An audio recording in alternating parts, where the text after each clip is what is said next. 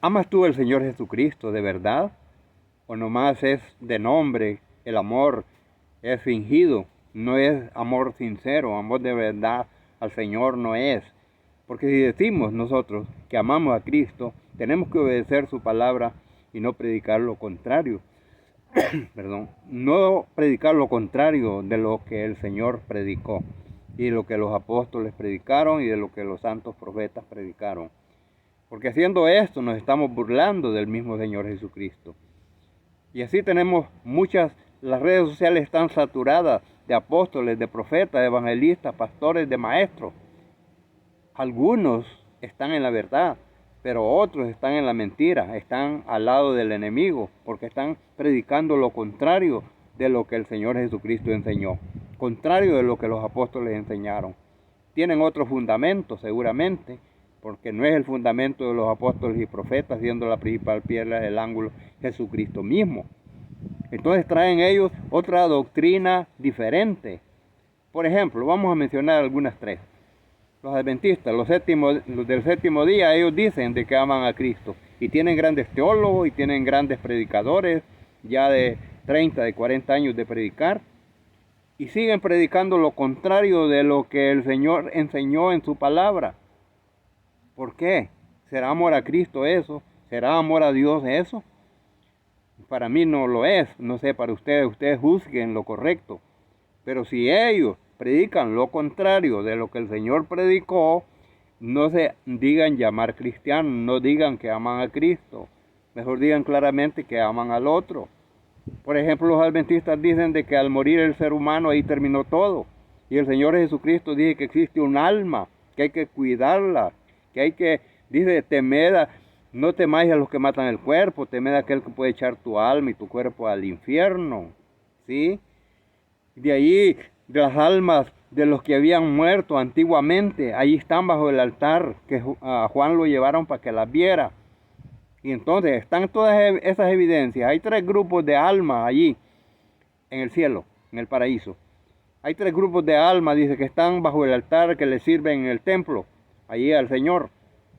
¿Y por qué están sus almas allí? Si cuando murieron ahí terminó todo. Su memoria fue puesta al olvido. ¿Por qué? ¿Por qué están allí? Vi las almas de los que habían muerto por el testimonio de Jesucristo. Vi las almas de los decapitados por el testimonio que tenían. Entonces, si a Juan lo llevaron para que viera esas cosas y nos las revelara a nosotros, ¿por qué ellos se burlan de eso, diciendo de que no existe el alma, ya terminando con la vida y terminó todo? Eso es hablando de los adventistas. Hablando de los testigos de Jehová, ellos dicen que Jesucristo no es Dios. Entonces, ¿quién los va a salvar? Un hombre no los puede salvar. Un hombre no los puede salvar, porque el hombre no está exento del pecado. Jesús sí los puede salvar, porque Jesús fue probado en todo, pero sin pecado. Entonces Jesús sí los puede salvar. Si ellos no creen que Jesucristo es Dios, entonces no lo puede salvar, porque un hombre no puede salvar a otro hombre. Entonces, ellos están en un grave error. Dicen que Jehová los va a salvar. ¿Cómo es eso? Si dice el Señor que todo el juicio entregó al Hijo, para que todos adoren al Hijo como adoran al Padre. Entonces, ¿cómo es que está eso, pues? A mí me dijo un testigo de Jehová, si usted me prueba por la palabra que Jesús es Dios, creo, me dice. Vaya, mire, le empecé a numerar, va. Empecé allí con Tomás, que le dice, cuando creyó Tomás, que tocó la mano y tocó los hoyos de los clavos, que Tomás le dijo, Señor, mi Dios, mi Salvador. Entonces le está diciendo que es Dios, ¿sí? Entonces, en muchos versículos, ¿ah? 1 Juan 5:20, el verdadero Dios y la vida eterna es Jesucristo, ¿sí? Entonces, dice, creéis en Dios, creed también en mí, les dice. Así les dijo a los fariseos. ¿Creéis en Dios? Pues creed también en mí. Él no les puede decir yo soy Dios, pero que entendieran, que no sean así taraditos, ¿verdad? Sino que creéis en Dios, creed también en mí. Como quien dice, yo también soy Dios. Vaya, entonces, bastantes versículos, ¿sí? Para nosotros solo hay un Dios de 1 Corintios 8:6. 1 Timoteo 2:5. Para nosotros solo hay un Dios, el Padre, del cual provienen todas las cosas.